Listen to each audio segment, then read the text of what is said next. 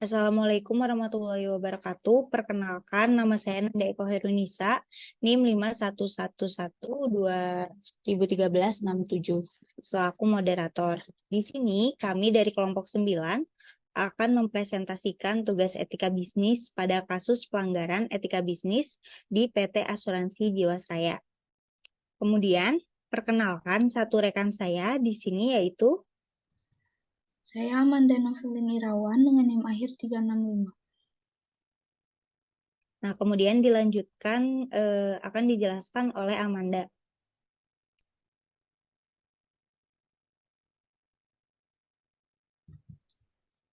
Di sini ada latar belakang mengenai permasalahan dari kasus pelanggaran etika bisnis di PT Asuransi Jiwasraya.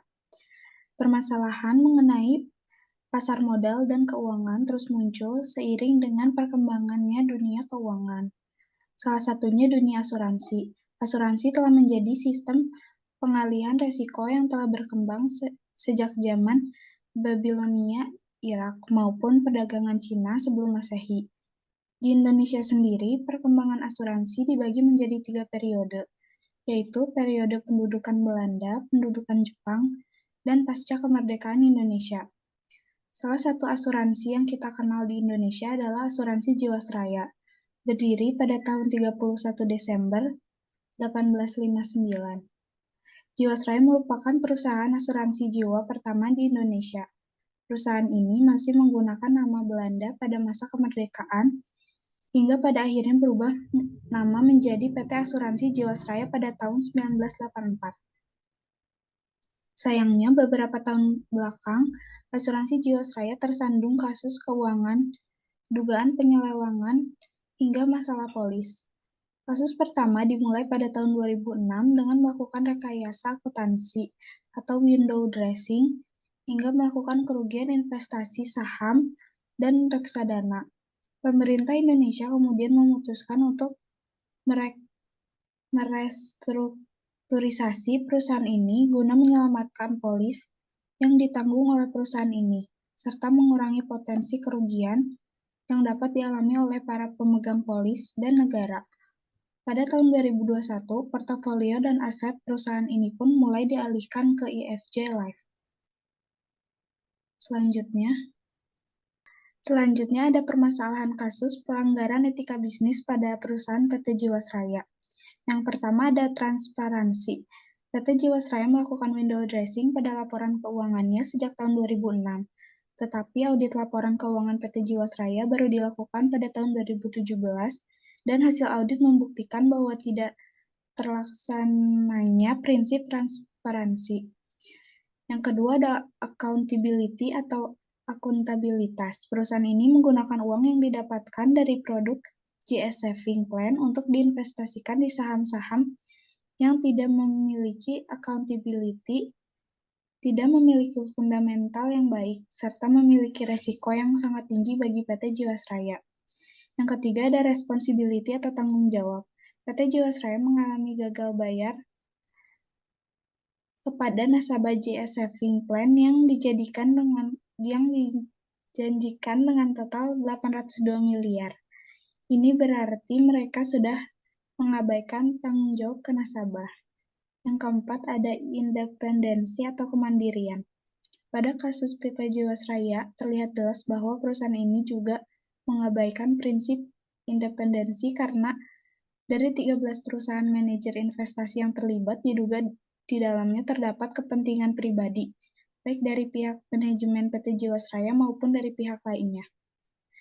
Dan yang terakhir ada fairness atau keadilan. PT Jiwasraya tidak berperilaku adil untuk memenuhi hak para stakeholder berdasarkan kesepakatan yang telah disetujui kedua belah pihak dan peraturan undang-undang. Sekian dari saya kembalikan kepada moderator.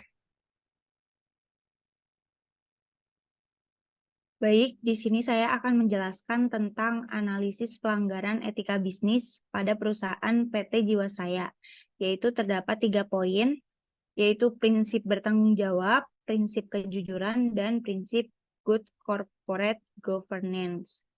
Nah, yang pertama itu prinsip bertanggung jawab. Yang dilanggar adalah dapat dilihat dari kegagalan PT Jiwasraya untuk mempertanggungjawabkan laporan keuangan yang dipublikasikan kepada masyarakat. Kemudian prinsip kejujuran yang kondisi keuangannya sengaja ditutupi agar kinerja perusahaan terlihat baik-baik saja.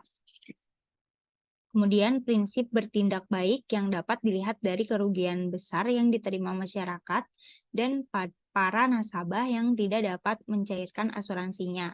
Hal ini tentunya sangat merugikan bagi nasabah. Selain melanggar prinsip etika bisnis, kasus rekayasa laporan keuangan yang dilakukan oleh PT Jiwasraya ini tentunya juga sudah melanggar berbagai prinsip good corporate governance. Di antaranya yaitu ada transparansi, accountability, responsibility, independensi, dan fairness. Nah, masing-masing itu yaitu artinya yang transparansi untuk menjaga objektivitas dalam menjalankan bisnis, perusahaan harus menyediakan informasi yang material dan relevan dengan cara mudah diakses dan dipahami oleh pemangku kepentingan. Kemudian ada accountability, perusahaan harus dapat mempertanggungjawabkan kinerjanya secara transparan dan wajar. Nah, kemudian ada responsibility, perusahaan harus mematuhi peraturan perundang-undangan serta melaksanakan tanggung jawab terhadap masyarakat dan lingkungan, sehingga dapat terpelihara kesinambungan usaha dalam jangka panjang dan mendapat pengakuan sebagai good corporate citizen. Kemudian yang keempat ada independensi, yaitu perusahaan harus dikelola secara independen sehingga masing-masing organ perusahaan tidak saling mendominasi dan tidak dapat diintervensi oleh pihak lain.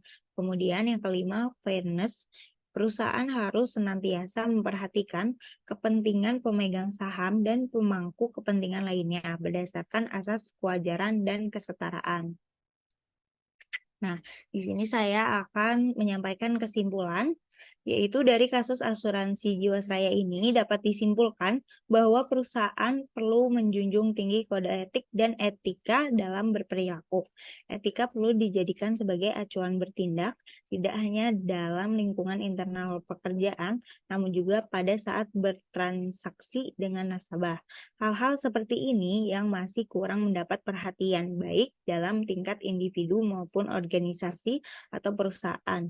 Di zaman sekarang yang serba cepat dan kompetitif ini, tidak jarang manusia melakukan segala cara agar tuntutan dan tujuannya tercapai, termasuk tindakan yang tidak etis seperti pada kasus Jiwasraya yang merugikan banyak pihak.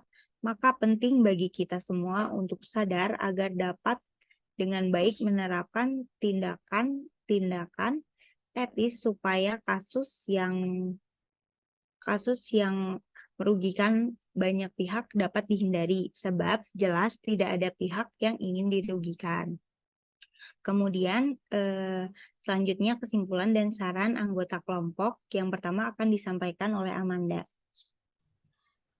Baik, dengan demikian, benang merah dari kasus ini adalah PT Jiwasraya melakukan pelanggaran etika bisnis yang mengarah kepada tindakan ketidakjujuran serta tidak tanggung jawab sehingga merugikan para stakeholder yang dimilikinya. PT Jiwasraya sebagai perusahaan asuransi yang dipercaya oleh nasabah untuk mengelola uang mereka dan berlaku jujur, hati-hati, serta bertanggung jawab dan transparan. Kasus ini juga memberikan contoh bahwa prinsip good corporate governance perlu diterapkan pada suatu perusahaan. Dari kasus ini, saran saya pemerintah harus lebih tegas mengenai keterbukaan informasi pada perusahaan-perusahaan BUMN yang ada di Indonesia. Kemudian, perusahaan harus lebih selektif dalam memilih seorang pemimpin sehingga dapat lebih bijak dalam mengambil keputusan. Untuk otoritas jasa keuangan atau OJK yang memiliki fungsi pengawasan dan pengaturan atas kegiatan jasa keuangan seharusnya bertindak lebih awal terhadap kasus PT Jiwasraya ini. Perlu adanya reformasi yang lebih luas dan tata kelola perusahaan dalam pengawasan keuangan di industri asuransi untuk mencegah kejadian serupa di masa depan. Regulator perlu memperketat aturan dan mengawasi pelaksanaannya secara ketat untuk melindungi kepentingan nasabah dan memastikan keberlanjutan perusahaan. Sekian dari saya kembalikan kepada moderator. Baik, selanjutnya saya akan menyampaikan kesimpulan dan saran, yaitu dapat disimpulkan bahwa PT Jiwasraya telah melanggar prinsip-prinsip penting dalam tata kelola perusahaan, termasuk transparansi, akuntabilitas, tanggung jawab, independensi, dan keadilan. Tindakan-tindakan yang dilakukan oleh perusahaan ini menyebabkan kerugian finansial bagi nasabah dan merusak reputasi perusahaan. Saran saya, yang pertama itu untuk perbaikan transparansi, PT Jiwasraya harus menerapkan praktik transparansi yang lebih baik dalam pelaporan keuangan dan kegiatan investasinya.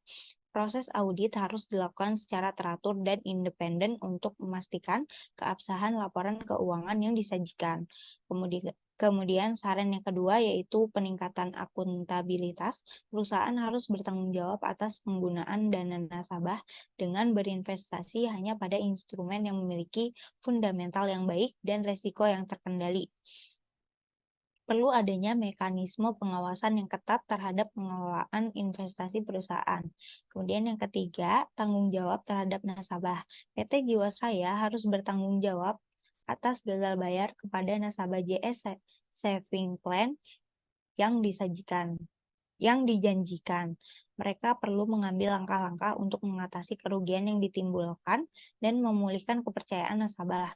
Kemudian yang keempat, penguatan independensi. Perusahaan harus menegakkan prinsip independensi dalam pengambilan keputusan investasi. Kepentingan pribadi dari pihak manajemen dan pihak lainnya tidak boleh mempengaruhi keputusan investasi yang diambil. Nah, kemudian saran yang terakhir yaitu pemulihan keadilan. PT Jiwasraya harus melakukan langkah-langkah untuk memastikan pemenuhan hak para stakeholder yang telah disepakati secara adil.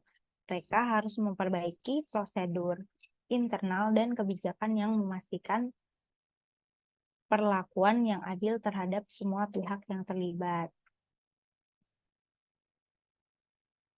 Nah, sekian dari kelompok kami. Kurang lebihnya mohon dimaafkan. Wassalamualaikum warahmatullahi wabarakatuh.